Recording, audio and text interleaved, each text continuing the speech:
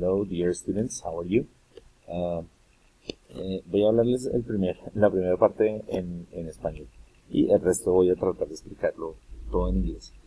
Como ustedes ya saben, estamos en un tema de salud pública, como pueden oír también, donde pues se han dado directrices para hacer las clases de manera virtual, lo cual nos lleva a lo siguiente.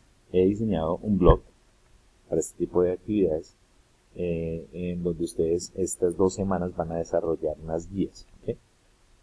La idea de estas guías es que me las envíen a un correo que también voy a colocar en el blog para poder tener en contacto y poderles dar retroalimentación y sobre todo tener la evidencia. Okay? So people, this is the blog. Okay?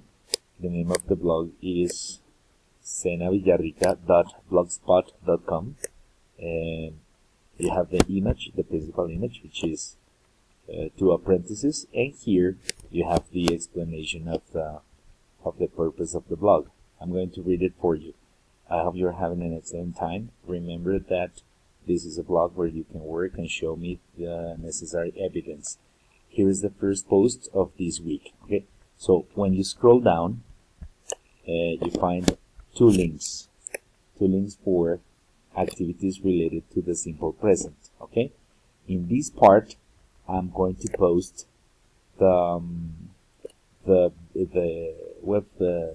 email where you have to send me the evidence. Okay, I will also send you a link to a Drive where you can download the worksheets. Okay, les voy a dar un link a un Drive para que también puedan descargar por allí. Si no, pueden hacerlo directamente aquí del blog. Okay, so my friends, please don't forget that you can contact me through Skype.